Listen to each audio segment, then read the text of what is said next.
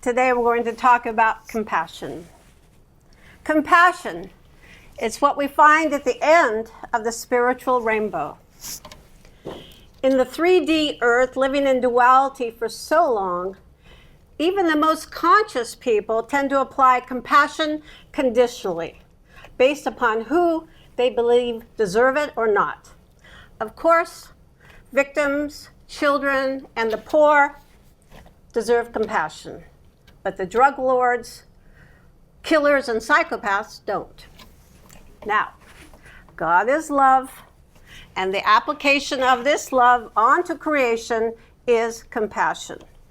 Without it, there is no food for the soul.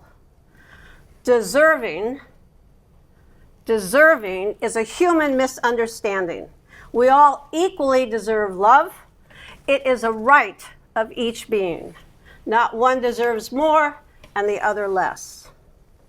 Compassion is linked to joy, kindness, and to the even-tempered presence. When the heart is filled with the love of the God source, there is a natural state of joy. And when that love is expressed out onto the energy field and then beyond onto the world, it becomes compassion. Now, let's consider several prominent spiritual teachers today who consistently place compassion at the top of the pyramid of human behaviors. Over many years of practice, we quiet our minds and we let go of our egoic baggage and attachments, and inner peace builds.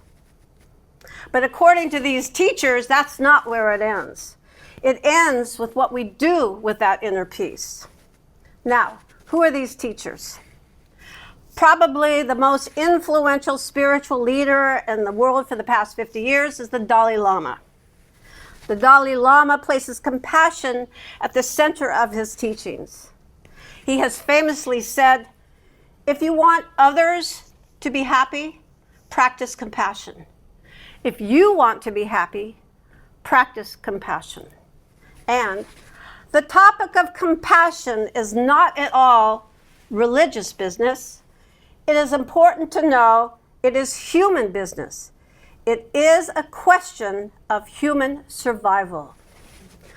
And how does he describe compassion?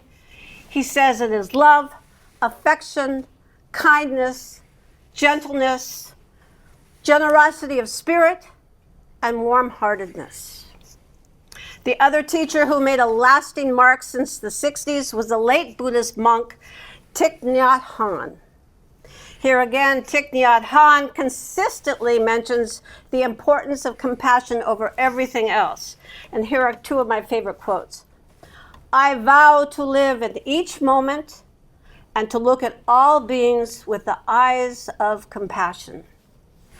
Look at flowers, butterflies, trees, and children with the eyes of compassion. Compassion will change your life and make it wonderful. Now, Eckhart Tolle, while he didn't often use the word compassion, his central teachings are synonymous with it. He teaches, of course, that we are not our thoughts, but the consciousness that can only be present in the absence of thinking. He states that when we are conscious like this, can we then be for and with another human? In other words, the purpose of presence is to exhibit compassion towards others.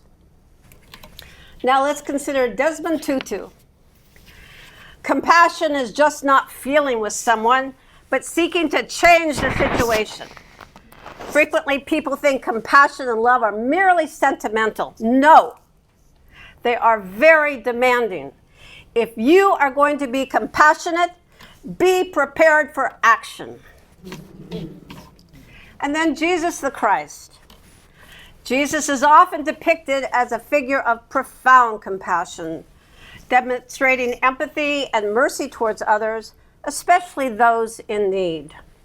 His actions and teachings frequently highlight compassion as a core aspect of his ministry and a model for believers. So Jesus, compassion in action, physical healing. Jesus frequently healed the sick, demonstrating compassion for their suffering and a desire to alleviate their pain. Emotional support. Jesus also showed compassion for those experiencing emotional distress. The Gospel of Luke recounts a widow in the town of Nain who loses her only son. She is mourning in a funeral procession when Jesus hears her. When the Lord saw her, his heart was filled with pity for her, and he said to her, "Do not weep." And then Jesus touched her dead son and said, "Arise." And then, of course, feeding the hungry. When faced with crowds of people who were hungry, Jesus, moved by compassion, miraculously provided food. And then finally, closer to home for us, Mother Cabrini said last December, compassion is a sign of spiritual evolution, even toward those who oppress you. So, in summary, the central teachings of all these master spiritual beings were for humans to show compassion towards each other. And what can we take from that? The end point isn't bliss. The end point of the spiritual path is not our own self-realization or some blissful state of nirvana. Yes, that happens to the realized human, but the end point is what we do with that self-realized bliss. Instead, the true spiritual end point lies in the actions and impact we generate from that state of being, particularly in how we extend compassion and benefit to others. So in essence, the spiritual endpoint isn't about simply attaining blissful states, but about using that inner peace and expanded consciousness to make a positive difference in the world and foster connection with others. So the takeaway, in this time of political insanity and wars in the Gaza Strip and the Ukraine, and global changes wreaking havoc, it behooves us to remember the great masters who all taught the same thing: compassion, love, affection, kindness, generosity, gentleness, and warm-heartedness is the answer. Thank you.